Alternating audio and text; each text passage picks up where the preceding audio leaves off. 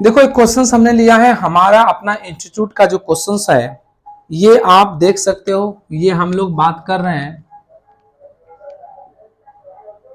CMA institute की बात कर रहे हैं।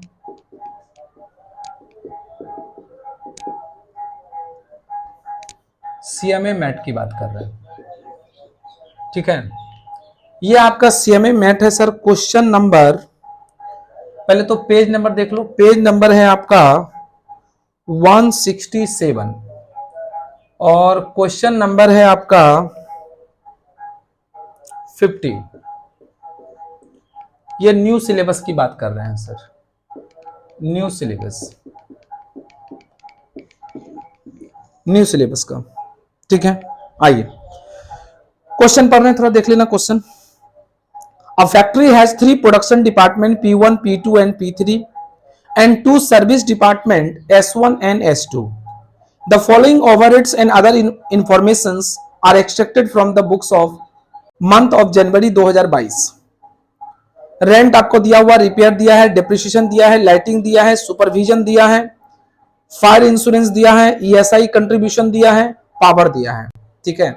और जो आपका सुपरविजन है, देखो सुपरविजन को आप किस पर बांटोगे, तो सुपरविजन भी नंबर ऑफ वर्कर पे बांटना। क्यों नंबर ऑफ वर्कर पे बांटे? क्योंकि सुपरविजन को एम्प्लॉय लोग करते हैं, यानी कि हमारा मान लो एक सुपरवाइजर है जो सुपरविजन का काम कर रहा है, तो एम्प्लॉय है इसलिए एम्प्लॉय से कनेक्शन है, इसलिए हम लोग इसको नंबर ऑफ एम्प्लॉय पे बांटेंगे, ठीक है। आगे बढ़ते हैं सर। तो ये सारे खर्चे आपको दे दिए हैं। फिर देखो यहां पे दिया है नीचे में, देखो तो P1, P2, P3 और S1, S2 का पूरा स्क्वायर फीट दिया हुआ है, नंबर ऑफ वर्कर दिया हुआ है, वेजेस दिया हुआ है, वैल्यू ऑफ प्लांट दिया है, स्टॉक वैल्यू दिया हुआ है, हॉर्स पावर ऑफ प्लांट यानी एचपी ऑफ प्लांट दिया हुआ है।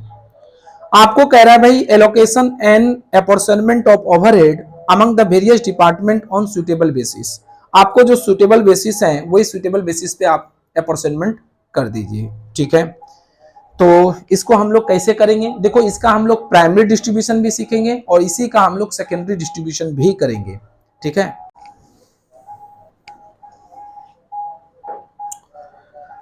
तो हम लोग लिखेंगे सर, कितना नंबर क्वेश्चन है, क्वेश्चन नंबर 50 है। हम लोग लिखेंगे स्टेटमेंट शोइंग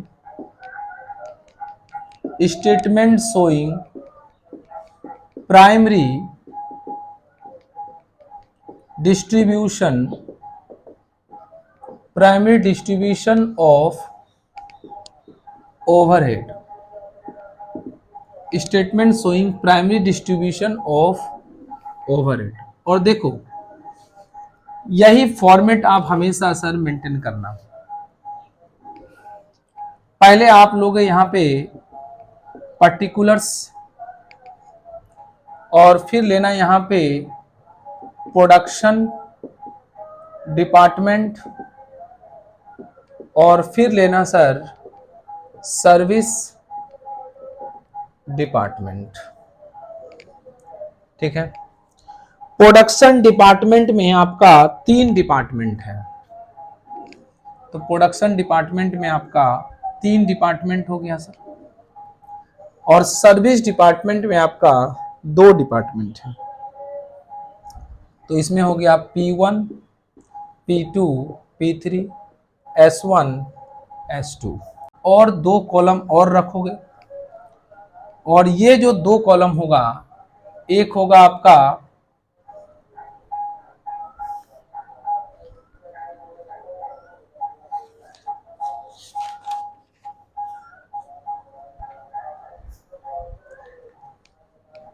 आपका बेसिस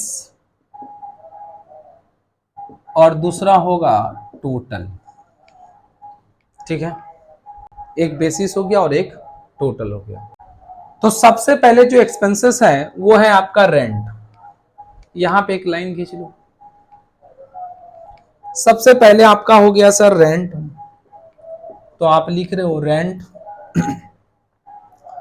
रेंट का देखो रुपया कितना है, तो ऊपर में देखो आपको दिया हुआ है 6000 रेंट के सामने, तो ये 6000 मैंने रेंट का वैल्यू लिख दिया। अब रेंट को किस बेसिस बांटोगे, अभी मैंने बताया था आपको स्क्वायर फीट पे बांटना है, जो या जो इस फ्लोर एरिया है, फ्लोर एरिया पे बांटो। फ्लोर एरिया का मतलब होता है स्क्वायर फीट, तो स्क्वायर फीट पे बांटो।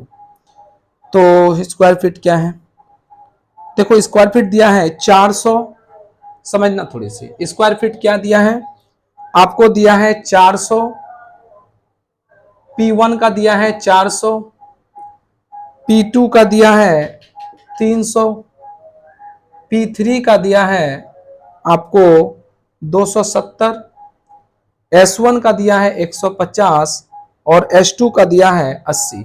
इतना स्क्वायर फीट ये लोग यूज करते हैं। अब इससे एक रेशियो निकाल लो। रेशियो क्या निकालोगे सर, तो रेशियो निकालोगे, देखो सब में जितना जीरो है ना, एक एक जीरो सबका उड़ा दो, तो हो जाएगा 40:30:27:15:8। ये एक रेशियो बन जाएगा। नहीं तो आप ऐसे भी कर सकते हो 400:300:270:150:80। आप ऐसे भी करोगे तो उतना ही आंसर आएगा। आप रेशियो को छोटा कर रहे हो तो भी उतना ही आंसर उतना ही आएगा सर। ठीक है, आंसर में कोई चेंज नहीं होगा। तो सबसे पहले हम लोग लिखेंगे एरिया स्क्वायर फीट, जैसे क्वेश्चन में दिया हुआ एरिया स्क्वायर फीट, तो आप यहां पे लिखोगे एरिया स्क्वायर फीट।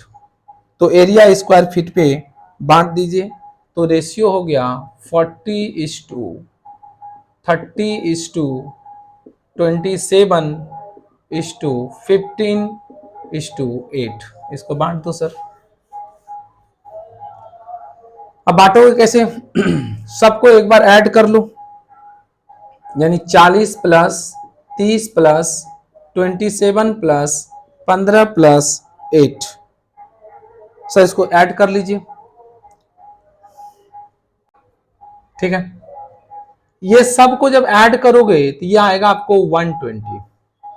अब क्या करो, इसको निकालने के लिए होगा 6000 इंटू, पहला वाला कितना है देखो 40, पहला वाला कितना है सर, पहला वाला है 40, तो यहां पे लिखोगे 40 डिवाइडेड बाय, सबको ऐड करके कितना है 120, तो 120। 6000 इंटू 40 डिवाइडेड बाय 120, तो ये आया आपको 2000। तो यहां पे लिख दो 2000। फिर यहां पे क्या करेंगे, यहां पे करेंगे 6000 इंटू 30, देखो ये वाला 30 लिए, और फिर ये सब जोड़ करके जो 120 आया था वो सब में डिवाइड होगा 120, तो ये वाला वैल्यू आया आपका 1500। फिर यहाँ पे करोगे 6000 इंटू 27/120, और ये वैल्यू आएगा सर 1350।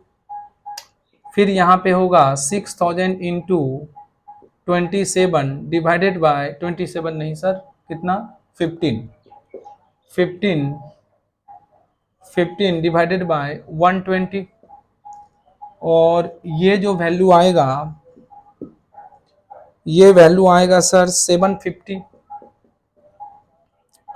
और इसका हो जाएगा 6000 इंटू 8/120, और ये हो गया सर 400। तो मैंने इस तरह से बांटा। एग्जाम में आप ये वाला मत दिखाना, कैलकुलेटर से कैलकुलेट करके डायरेक्टली पुट कर देना वैल्यू।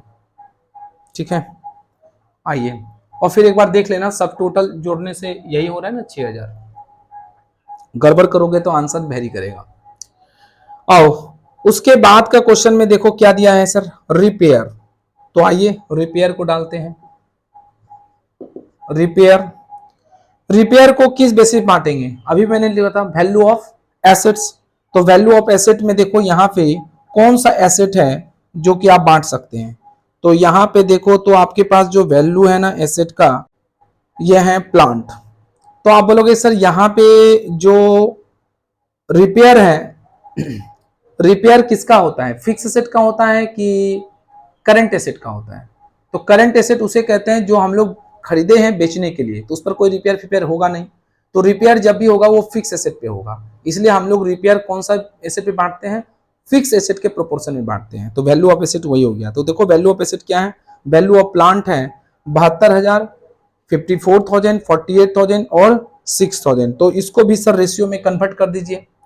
तो ये हो गया 72,000, 72,000 है। और सबको रेशियो बनाते चले जाओ। 54,000, फिर रेशियो बनेगा 48,000, फिर रेशियो बनेगा 6,000। अब देखो सब में सेम जीरो हटाओ, 3 जीरो सब में हटा दो, तो हो जाएगा रेशियो क्या, 72:54:48:6। तो ये रेशियो हम लोग बना लेंगे। तो रिपेयर हो गया value of plant, value of plant, और इसका रेशियो क्या होगा सर, रेशियो हो जाएगा 72:54:44:6। इस पर आप बांट लो। अब जब रिपेयर को बांटोगे तो यहाँ पे आएगा, ये नहीं, अमाउंट कितना है रिपेयर का सर, ये 3600 है, 3600 अमाउंट है। तो इसका भी उसी तरह करोगे, 3600 इंटू 72 डिवाइडेड बाय, इसको भी एक बार ऐड कर लो सर। तो 72 प्लस 54 प्लस 48 प्लस ए प्लस कितना था 6, तो प्लस हुआ आपका 6, तो ये आया 180। ठीक है, ये आ गया सर 1440।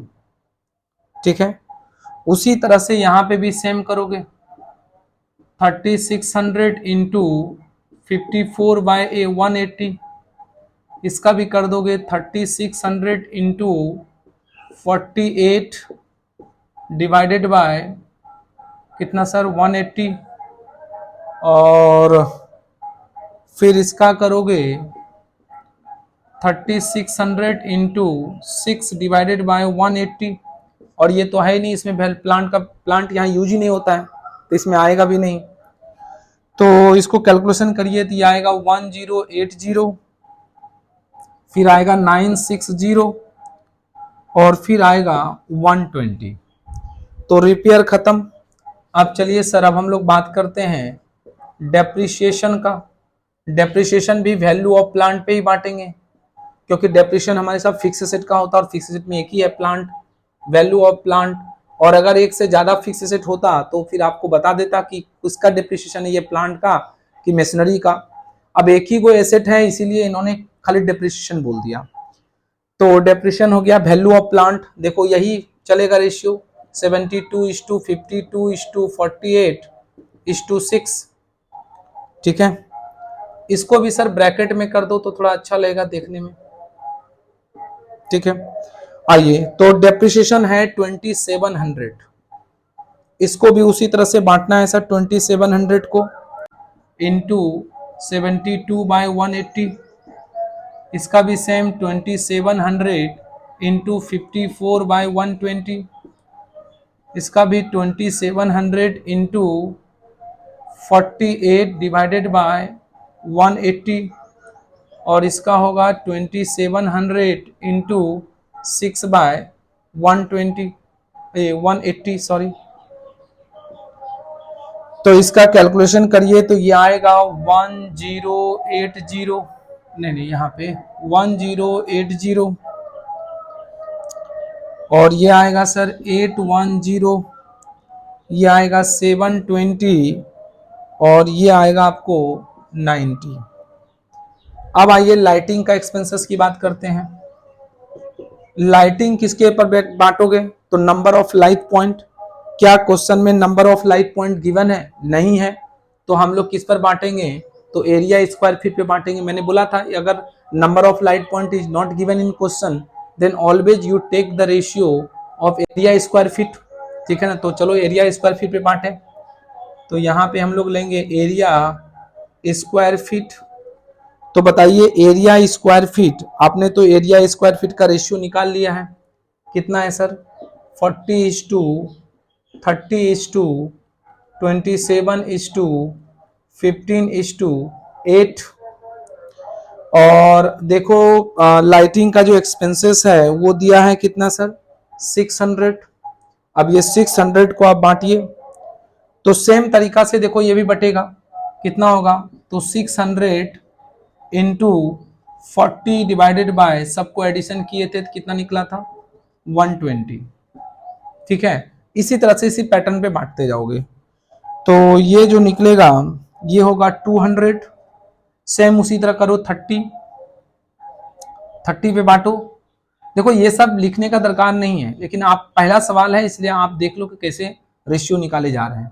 फिर 30 कितना करोगे 600 इंटू 30 डिवाइडेड बाय 120, और इसका जो वैल्यू आएगा ये आएगा आपको 150। ठीक है, इसका जो वैल्यू आएगा आपको आएगा 150, और उसके बाद में ये भी होगा 600 इंटू 27 डिवाइडेड बाय 120, और इसका जो वैल्यू आएगा ये आएगा 135। 600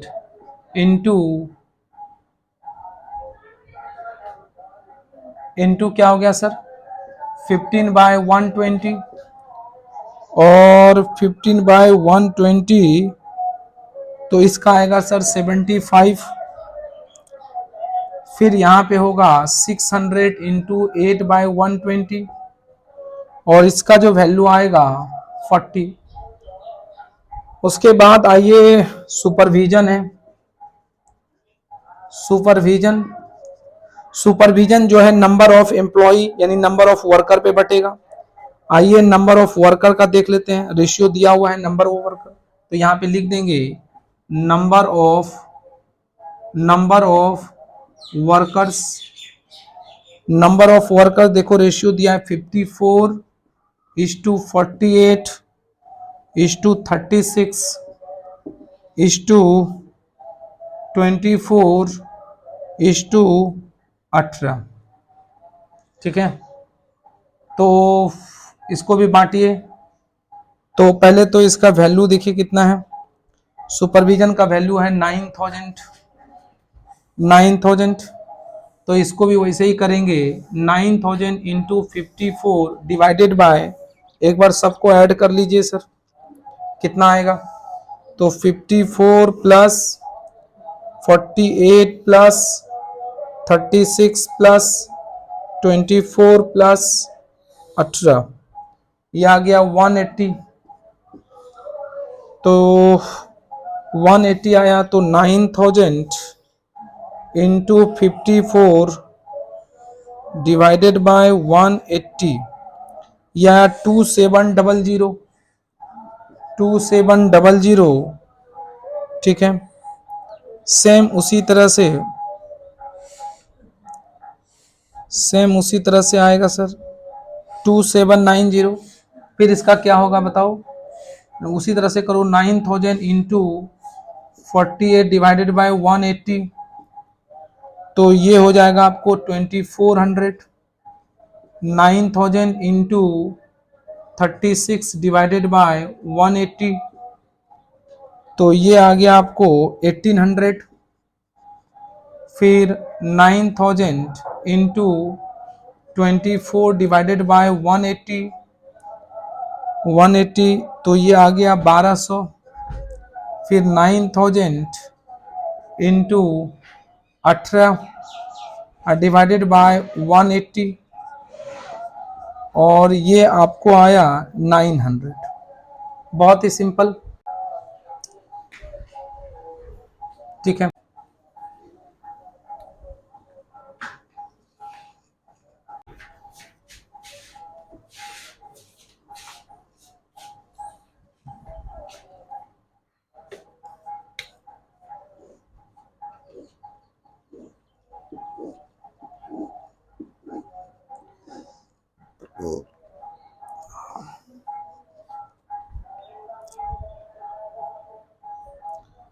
उसके बाद में आपका है फायर इंश्योरेंस फॉर स्टॉक।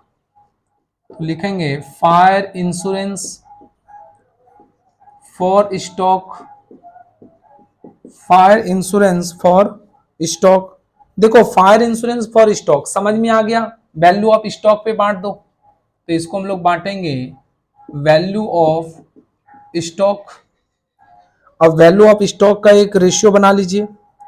तो देखो सब में हटा दो 0, तो क्या हो जाएगा 45:27:18। देखो इसको छोटा करने का दरकार नहीं है, बस इसको एडिशन कर दो एक बार ताकि पता रहेगा डिवाइड कितना से करना है। तो 45 प्लस 27 प्लस 18, ये आ गया टोटल 90 सर।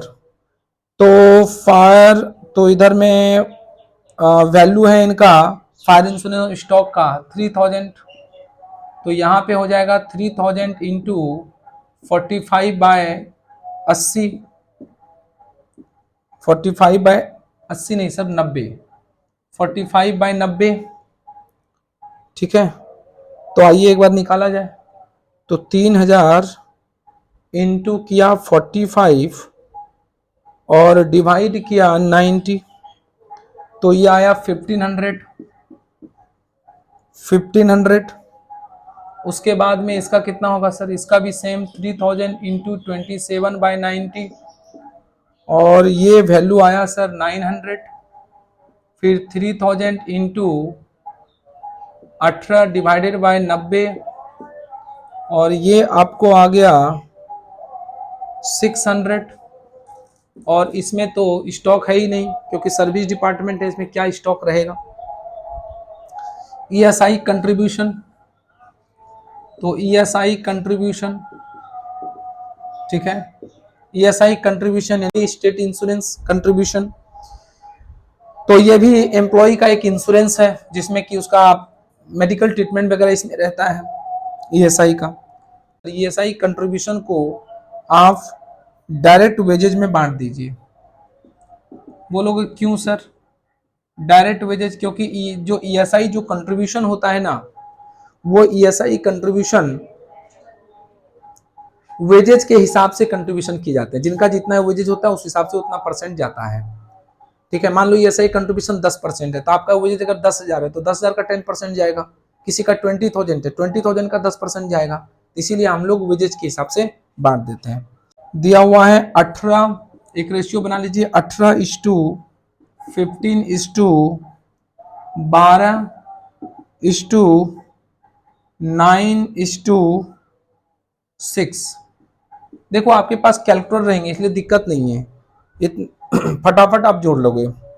18 कर दो, 18 plus 15 plus 12 plus 9 plus 6 plus, ये हो गया 60 आ गया सर।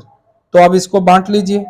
हमारा जो ईएसआई कंट्रीब्यूशन है वो 900 है, तो 900 इंटू 18/60, ये भी होगा 900 इंटू 15/60, ये भी हो गया 900 इंटू 12/60 और ये हो गया 900 इंटू 9/60 और ये हो गया 900 इंटू 6/60। बस अब इसका कैलकुलेशन कर लीजिए, तो क्या आया 270, तो 270, उसके बाद इसको करो तो ये आ गया 225, उसके बाद ये आ गया 180, ये आ गया 135 और ये हो गया सर 90। अब लास्ट में आया सर पावर, और जानते हो पावर क्या होगा, एचपी ऑफ मशीन यानी हॉर्स पावर ऑफ मशीन, तो उसका रेशियो ले लीजिए। तो ये होगा, सब में जीरो हटाओगे सेम हटाना, तो देखो सिंगल सिंगल किसी में जीरो है तो सबको सिंगल ही हटाना पड़ेगा। तो 60:40:30:15:5, ठीक है। और ये जो पावर है, ये पावर है आपका 5400, तो ये होगा 5400 इंटू 60। अब एक बार सबको जोड़ लीजिए, तो 60 प्लस 40 प्लस 30 प्लस 15 प्लस 5, 150, तो 2160, अब उसी तरह से इसका भी कैलकुलेशन कर सकते हो सर, इसमें कुछ नहीं है। ये आ गया 1440, अब तो समझ ही गया, एक एक करके करना है वैसे ही। 1080, इसका आ गया 540 और इसका आ गया 180। अब सबको क्या करना है, तो आपको सबको ऐड कर देना है, ठीक है। अब आपको सबको ऐड कर देना है सर, और ऐड करने के बाद जो निकलेगा उसको हम लोग कहेंगे टोटल। तो ऐड करने के बाद यहाँ पे आ रहा है 11350, ये आ रहा है 8505, ये हो रहा है 6825 2910 1610। अब ये जो निकला है ना, देखो ये क्या निकला है, आपने क्या किया, आपके पास ये सब कॉमन ओवरहेड थे और ये खर्चा को सारे डिपार्टमेंट बांट रहे हो, तो इसको हम लोग क्या कहेंगे, प्राइमरी डिस्ट्रीब्यूशन ऑफ ओवरहेड। तो ये जो टोटल है ना, इसी टोटल को बोलते हैं प्राइमरी डिस्ट्रीब्यूशन ऑफ ओवरहेड, ठीक है। इसी को हम लोग कहते हैं प्राइमरी डिस्ट्रीब्यूशन। तो अगर मैं आपसे पूछूं कि बताओ प्राइमरी डिस्ट्रीब्यूशन जो है P1 का कितना आया, तो आप बोलोगे 11,350। मैंने बोला प्राइमरी डिस्ट्रीब्यूशन P2 का बोलो तो 8,505, P3 का बोलो 6,825, S1 का बोलो तो 2,910, S2 का बोलो 1,610। तो ये जो देख रहे हो ना, this is called the primary distribution, ये प्राइमरी डिस्ट्रीब्यूशन। अब क्या करना है इसके बाद, ये जो देख रहे हो S1 का और S2 का, ये दोनों खर्चा इस डिपार्टमेंट में बांटना है। ये दोनों खर्चे को जब इस डिपार्टमेंट में बांटोगे, ये डिपार्टमेंट में यानी प्रोडक्शन डिपार्टमेंट में, तो इसको हम लोग कहेंगे सेकेंडरी डिस्ट्रीब्यूशन, ठीक है ना, इसको कहेंगे सेकेंडरी। अभी तक आपने क्या किया, प्राइमरी डिस्ट्रीब्यूशन सीखा कि प्राइमरी डिस्ट्रीब्यूशन कैसे किया जाता है। अब इसके बाद का जो नेक्स्ट प्रोसेस है आपका, S1 और S2 को बांटना है प्रोडक्शन डिपार्टमेंट में। तो जब S1 S2 को प्रोडक्शन डिपार्टमेंट में बांटोगे तो हम उसको कहेंगे सेकेंडरी डिस्ट्रीब्यूशन। इसलिए सेकेंडरी डिस्ट्रीब्यूशन का डेफिनेशन क्या था कि distribution of service department distributed among the production department, तो हम लोग उसको क्या कह रहे हैं, सेकेंडरी डिस्ट्रीब्यूशन। अब इसके खर्चा को जब हम प्रोडक्शन में बांटेंगे ना, इसके खर्चा को इन लोगों का खर्चा इसमें बांटेंगे, इन लोगों का खर्चा इसमें बांटेंगे। ये बांटने के लिए सर 3 तरीके आए। एक तो कहा कि स्टेप लैडर मेथड से बांटिए, दूसरा बोला कि ना आप बांटिए रिपीटेड डिस्ट्रीब्यूशन मेथड से, ठीक है, रिपीटेड डिस्ट्रीब्यूशन मेथड से, और तीसरा कहा कि देखिए साइमल्टेनियस, ठीक है ना, साइमल्टेनियस इक्वेशन मेथड से, इक्वेशन मेथड। देखो स्टेप लैडर मेथड चांस बहुत कम है हमारे एग्जाम में आने का, लेकिन इसको सीखना चाहिए, क्या पता कभी कभी जो है एकदम इजी क्वेश्चन भी पूछ दिए जाते हैं, तो एक बार जानकारी रखना चाहिए। रिपीटेड डिस्ट्रीब्यूशन तो सर बहुत ज्यादा चांसेस रहते हैं। तो रिपीटेड और साइमल्टेनियस दोनों एक दूसरे का ऑप्शन है सर, यानी रिपीटेड से जो वैल्यू आएगा वही आपका साइमल्टेनियस इक्वेशन मेथड से वैल्यू आएगा। यानी सोचो तो इसका एक तरह का शॉर्टकट है, लेकिन थोड़ी इसमें मैथमेटिकल कैलकुलेशन आ जाता है साइमल्टेनियस इक्वेशन मेथड में, क्योंकि एक इक्वेशन टाइप के में सॉल्व करना पड़ता है। लेकिन इसमें क्या है सर, इसमें अपनी मर्जी से बांटते रहो, बस एक स्टेप में आकर के रुक जाना है। इसको बोलते हैं, देखो नाम ये रिपीटेड मतलब रिपीट करते रहो। तो आप जब सर्विस डिपार्टमेंट के ओवरहेड को जब आप बांटोगे प्रोडक्शन डिपार्टमेंट में, तो आपको इस 3 मेथड से कोई एक मेथड लगाना होगा। तो सर कौन सा मेथड लगाएंगे, एग्जाम में जैसा रहेगा वैसा लगाना होगा। एग्जाम में अगर कुछ नहीं बोल रहा है तो हम क्वेश्चन देख के डिसाइड कर लेंगे कि इसमें साइमल्टेनियस लगे, रिपीटेड लगेगा कि नहीं लगेगा, कि स्टेप लैडर मिलेगा कि रिपीटेड। देखो इस स्टेप लैडर और रिपीटेड ये दोनों में से कोई एक लगेगा, तो क्वेश्चन देख के डिसाइड कर लोगे। लेकिन आपको साइमल्टेनियस लगाना है कि रिपीटेड लगाना है, इस दोनों में से कोई भी एक लगाओगे ना तो आंसर आपका वही आएंगे। इसलिए आप ज्यादा फोकस करना स्टेप लैडर लगाएं कि रिपीटेड लगाएं। अगर क्वेश्चन में कहते नहीं साइमल्टेनियस तरीके से निकालो, तब तो सर वही मेथड से निकालना होगा।